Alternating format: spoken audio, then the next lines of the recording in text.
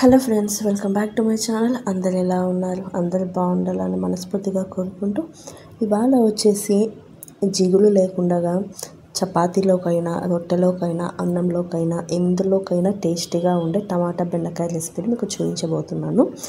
వీడియోలోకి వెళ్ళిపోదామా? పదండి చేద్దాం. ఫస్ట్ ఒక బాండీ తీసుకోవాలి. బాండీ తీసుకున్న తర్వాత ఒక 2 స్పూన్స్ దాకా ఆయిల్ వేసుకోవాలి. అంటే ఆయిల్ వేసుకొని అందులోకి కొంచెం జీలకర్ర, కొంచెం ఆవాలు, కొంచెం మినప్పప్పు మొత్తం వేసి కొంచెం చిటపటలాడిన తర్వాత కొంచెం ఫ్రై అయిన తర్వాత 2 మీడియం సైజు ఆనియన్స్ని చిన్నగా చాప్ చేసుకొని కట్ చేసుకోవాలన్నమాట. చిన్నగా ఇష్టం లేని వాళ్ళు సన్నగా పొడవుగా కట్ చేసుకోవచ్చు అనమాట. అలా అయినా చేసుకుంటే మంచిగా ఉంటుంది. అండ్ కొంచెం ఆనియన్స్ ఫ్రై అయిన తర్వాత ఒక 2 మిర్చిని సన్నగా కట్ చేసుకొని వేసుకోవాలి. అందులోకే నీట్గా కడిగి పెట్టుకున్న కరివేపాకును కూడా వేసుకోవాలి. అందులోకి ఒక 5-6 ఎల్లిపాయలు ఉంటాయి కదండి, అవి తీసుకొని మంచిగా చాప్ చేసుకొని సన్నగా అందులోకి వేసుకొని కొంచెం ఫ్రై చేసుకోవాలండి.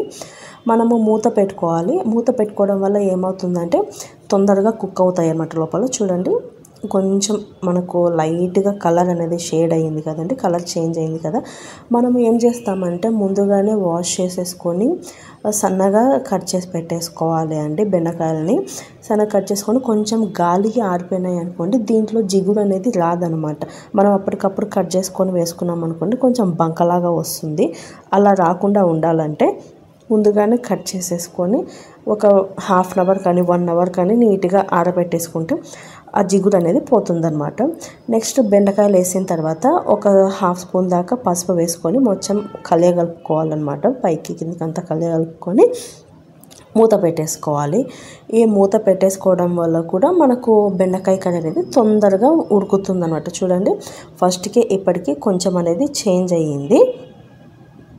నెక్స్ట్ ఇందులోకి మనం ఏం చేస్తామంటే మనము 2 మీడియం సైజెస్ ముందుగానే టమాటాలను శుభ్రం చేసుకొని సన్నగా కట్ చేసేసుకొని ఈ బెండకాయ కొంచెం ఫ్రై అయి ఉంటుంది కదండి, అందులోకి వేసేసుకొని ఉప్పు వేసుకోవాలన్నమాట. ఉప్పు వేసుకోవడం వల్ల కూడా మనకు తొందరగా మగ్గే ఛాన్సెస్ ఎక్కువగా ఉంటుంది. మనకు మెయిన్గా కూరలు మగ్గాలంటే పసుపు ఫస్ట్ వేసుకోవాలి, తర్వాత ఉప్పు ఎక్కువ వేసుకోవాలి. ఉప్పు వేసుకోవాలి, ఎక్కువ వద్దు, సరిపడా వేసుకొని మంచిగా కుక్ చేసుకోవాలి. మూత పెట్టేసుకొని ఒక 5 మినిట్స్ మగ్గిన తర్వాత నీట్గా ఒకసారి కలుపుకోవాలి. మనకు అప్పుడే ముక్క చూస్తే తెలిసిపోతుంది అనమాట మగ్గిందా లేదా అనేసి. నెక్స్ట్ కారం సరిపడా వేసేసుకోవాలి. నెక్స్ట్ ధనియాల పొడి 1 స్పూన్ వేసుకోవాలి. మంచిగా కలుపుకొని మళ్ళీ మూత పెట్టేసుకుంటే మంచిగా కుక్ అవుతుందన్నమాట. నేను లాస్ట్లో ఏం చేస్తాను అంటే ఇంకా కూర అయిపోతుంది కదా అనేసి నేను మూత పెట్టకుండా అదే ఆవిరికే ఉడికిస్తున్నాను అనమాట.